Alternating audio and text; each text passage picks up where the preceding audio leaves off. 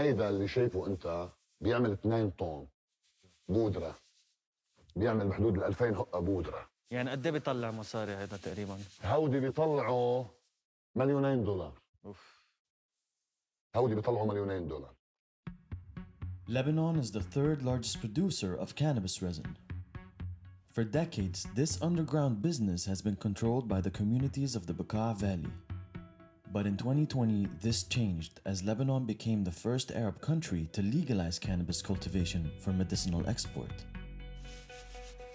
كل الزراعات التقليدية مثل ما بيقولوا ما بتنجح عنا إلا هاي الشكل. أول ما دخلت يعني على الضيعة يعني غيرت نفسية أهل البلد هلا. In the face of economic ruin, a raging COVID problem, and the capital city devastated by one of the world's largest non-nuclear blasts in modern history,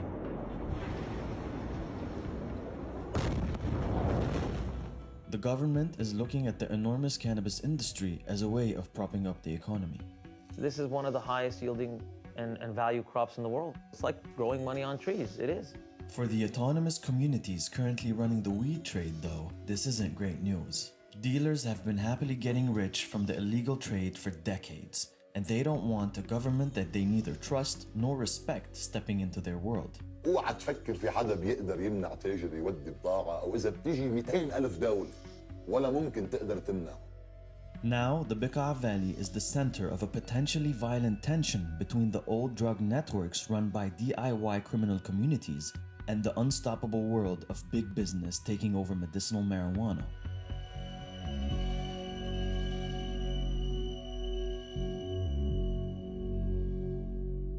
Hello everyone. كيفك? Good? Good. Hello. I've come to Beirut to meet Daniel Yazbek, a Lebanese-American businessman who helped the government draft the recent legislation. Daniel has been investing in legal cannabis industries around the world since 2013, and he's come to Lebanon hoping to be the first to capitalize on the Lebanese cannabis market. So you can take this CBD now and infuse it and make a CBD patch. So I can go in here and put a transdermal patch for pain. Right. You have interesting products like these. This one you're gonna like. This is actually, I don't know if you're gonna like it. It's a suppository. so basically this.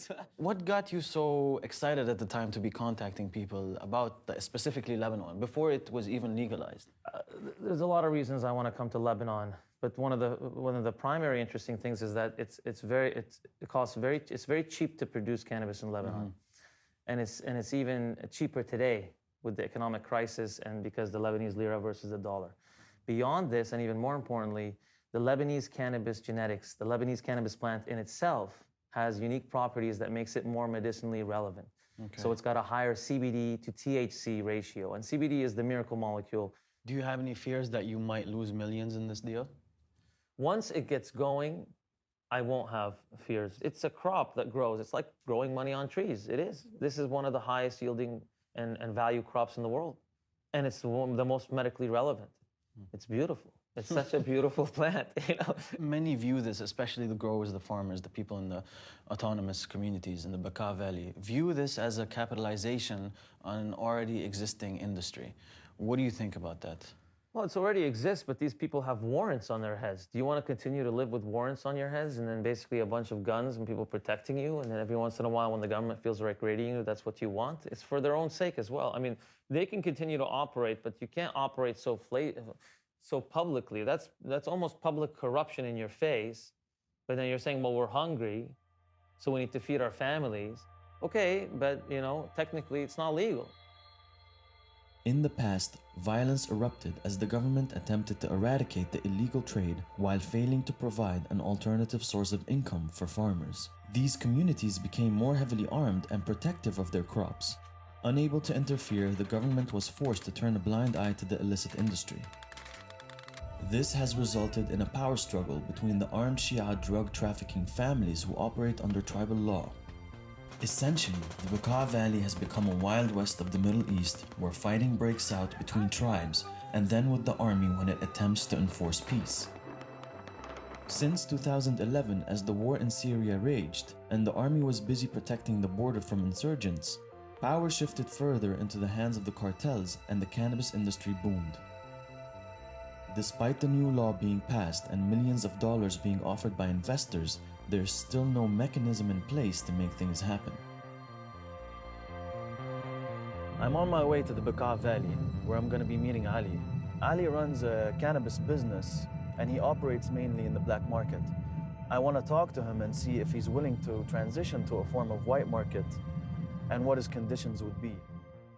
Ali is one of the Bekaa Valley's 40,000 people who have government warrants out for their arrest. We're coming up on a checkpoint now.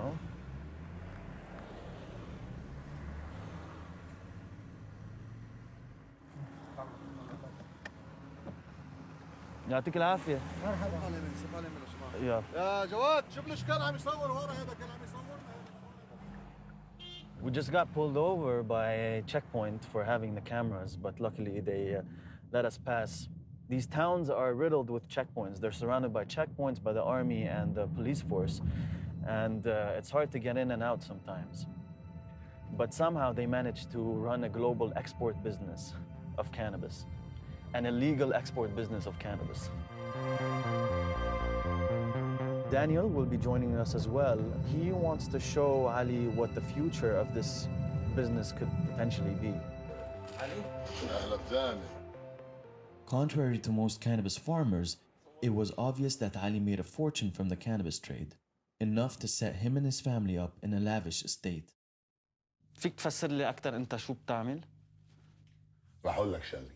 هلا نحن خلقنا لقينا حالنا هيك. عرفت؟ يعني نحن مثلا وعينا على الدنيا لقينا أهلنا بيزرعوا حشيشة، نحن ما بنقول لها مخدرات. ما فيش أي زراعة بتنجح عنا غير زراعة الحشيش. طب بس ما جربت الدولة بالزمانات تساعد وتفتحوا مجالات غير؟ هلا الدولة بتفتح مجالات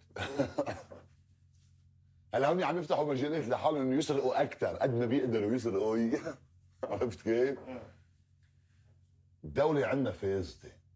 نحن انا شخصيا ما بآمن انه عندنا دولة، وانا اذا بتشلي راسي ما بروح بسلم حالي للدولة لاني ما بعترف فيها، ما بآمن فيها.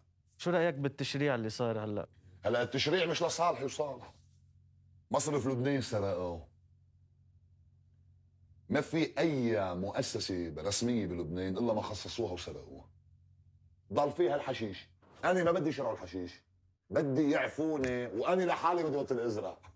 يعني إذا شرعت الحشيش وما عفيتني، بدي أسمح لك تيجي لعندي؟ بس ساعتها بصير عندي الإعازة الأكبر إنه أنا كبش بالبضاعة أكثر منها. كيف توصل هيدي البضاعة لبرا؟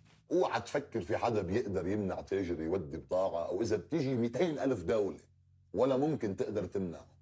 حرب أدمغة بتسكرها من هون بتفتحها من هون.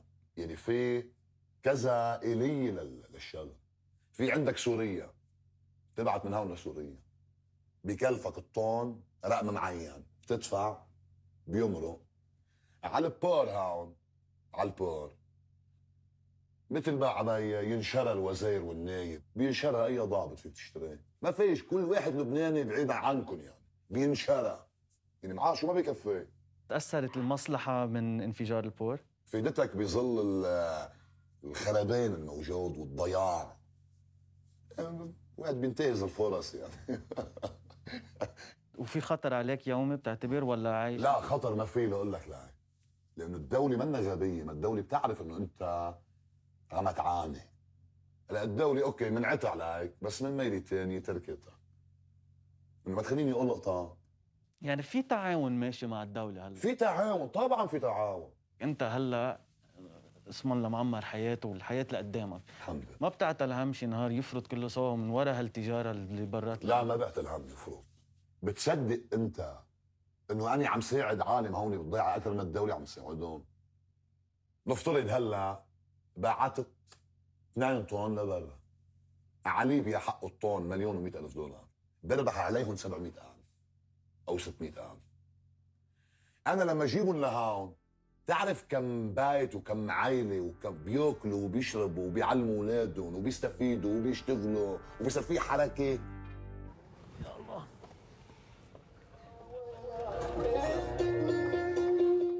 Daniel hopes to persuade Ali to cooperate with the government by illustrating advancements in the global cannabis industry. We arrive at one of Ali's cannabis storage facilities where Daniel can test the levels of THC and CBD in the product with his patented portable device. بدك نفحصهم؟ ايه طبعا. بدك نفحص بضاعتك؟ اذا بدك كلها بقلب هيدي كلها. دانيال، أخذت عينة صغيرة لتفحصها؟ أخذت عينة صغيرة لنفحصها لنشوف شو ال THC وال CBD.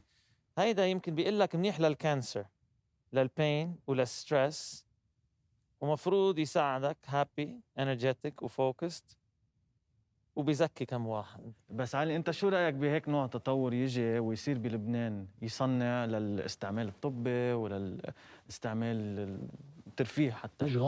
مش غلط. فافضل لنا طبعا نحن بنستفيد كثير اذا عملوها للاغراض الطبيه، بس قلت لك هذا الموضوع ما بيترجم على الارض الا ما تشيل الطبقه الحاكمه كلها، تكنسها وتكبها بالزباله. اذا الدوله عملتها مزبوط وخلوك تعمل مصاري. شو قال؟ بعرف صار لنا 20 سنه، صار لنا 20 سنه ناطرين الكهرباء، صار لنا 20 سنه. اذا ما بيمشي الحال، لايك هلا الدوله بدها تعطيني $2,000,000 بهاو انا حتعطيك مليون. لا رح اقول لك شغله. مليون مش مليونين، مليون. لا رح اقول لك شغله. هيدي انا اذا بدي بيعها هون بلبنان ببيع لي ب $200,000.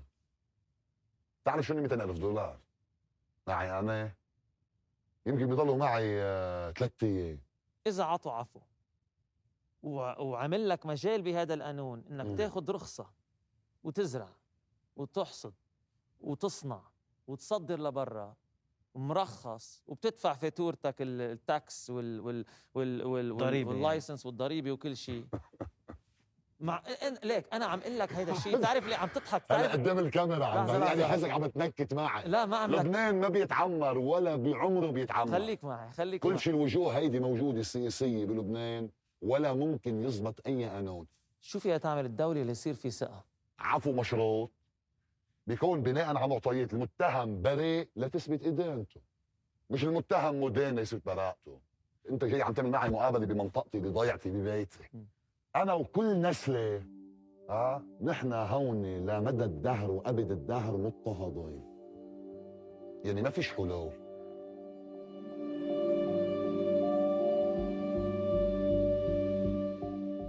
Months have gone by since the cannabis bill passed into law, but nothing has moved on. This paralysis is symptomatic of a country that has been left rudderless since its government resigned last August in the aftermath of the Beirut port explosion. نحن عم نطلب بالعفو العام تقريبا من 2020 سنة. هون القانون على الضعيف، يعني قلوبهم كزبر الحديد ولا ممكن يشعر معك كإنسان.